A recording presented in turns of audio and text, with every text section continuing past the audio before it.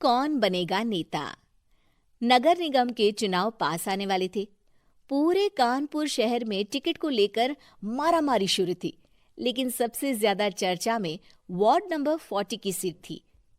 वो इसलिए क्योंकि इस बार वहां की सीट महिला के लिए आरक्षित थी। अब सवाल ये था कि चुनाव लड़ेगा कौन।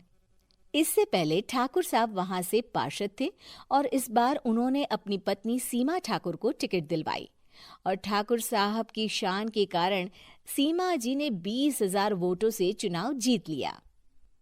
अरे बधाई हो सीमा भाभी, अब तो आप वार्ड की पार्षद बन गई हैं। अब तो हमारे काम आप ही करवाएंगी।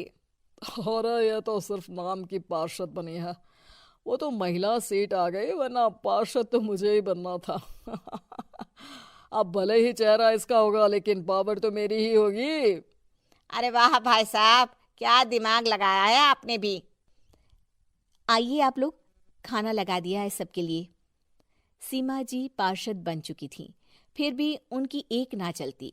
सारे काम ठाकुर साहब खुद ही संभाल लेते और जहां जरूरत पड़ती वहां सीमा जी का अंगूठा लगवा लेते। सीमा जी ज्यादा पढ़ी लिखी भी नहीं थी।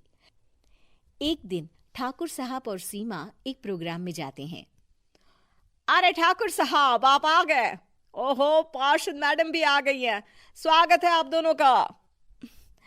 लगता है हमारे पार्षद फंड का सही इस्तेमाल हो रहा है। चलिए अब उद्घाटन करते हैं।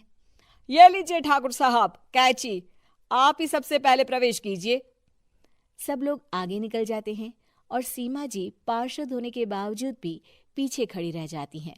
वो देखती हैं कि वेलकम बोर्ड पर उनका नाम है, लेकिन महिला होने के कारण कोई उनका सम्मान नहीं कर रहा। अगले दिन एक आदमी उनके घर आता है। अरे ठाकुर साहब नमस्कार। कल ना हम नोटिस किए कि हमारा घर तो अवैध है और नगर निगम वाले उसे तोड़ने आ रहे हैं। अरे कुछ कीजिए ना ठाकुर साहब। देखो भाई, मैं तो ज्यादा कुछ कर नहीं सकता, पर अगर तुम सबकी जेब गर्म कर दो तो कुछ हो सकता है। कुल मिलाकर 4 लाख लगेंगे। अरे 4 लाख ठाकुर साहब? अरे भाई, मैं अपने लिए नहीं मांग रहा हूँ। दरोगा है, इंजीनियर बाबू है, बड़े साहब है, सबको देना पड़ता है ना थोड़ा थोड़ा। बोलो है मंजूर? तभी वहां अचानक सीमा जी आ जाती हैं। अरे ये आप क्या कर रहे हैं? पहले इन्हीं लोगों से तो आपने वोट मांगे, अब इनसे ही पैसे ले रहे हो। अरे चुप रहो तुम, तुम्हारा काम है सिर्फ अंगूठा लगाना, तुम वही किया करो। मुझे दूसरे काम तुम मत सिखाओ, समझी? और तुम ना जाओ, अब पैसे लेकर आओ, वरना जेसीबी किसी भी वक्त आती होगी। सब कुछ ऐसे ही चलते रहता है। एक दिन सीमा जी और ठाकुर साहब को एक लोकल मीटिंग में बुलाया जाता है। वहां पर कई और अधिकारी लोग भी मौजूद रहते हैं। अब मैं चाहूंगा कि ठाकुर साहब हमारे बीच 2 शब्द कहें। मेरे प्यारे भाइयों और बहनों, आज मेरा सौभाग्य है कि मैं आप सबकी सेवा दिन रात कर पा रहा हूं। आपने मेरी पत्नी को भारी मतों से जिताया है, इसलिए मैं आप सभी का शुक्रगुजार हूं। मैं आप सबसे वादा करता हूं कि हमेशा की तरह हमारे वार्ड में किसी को कोई तकलीफ नहीं आने दूंगा। सभी लोग तालियां बजाने लगते हैं। अब मैं माननीय पार्षद मैडम को स्टेज पे बुलाना चाहूंगा।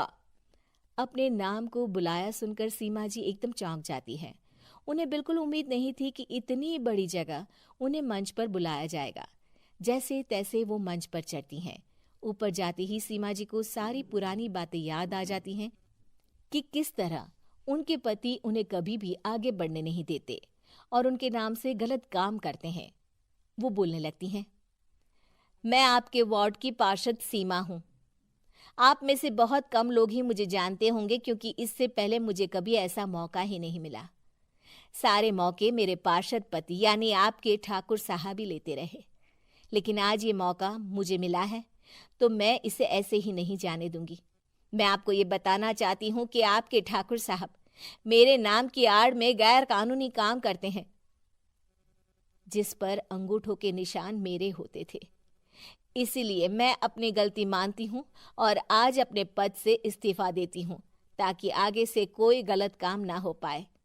अब फैसला आप सबके हाथ में है कि आप हमें क्या सजा देना चाहते हैं। सीमा जी की बातें सुनकर ठाकुर साहब के चेहरे का रंग उड़ जाता है और वो शर्म से मुंह नीचा करके वहां से चले जाते हैं और पद से इस्तीफा देकर ही सही सीमा जी अपने आप में आत्मविश्वास महसूस करती हैं।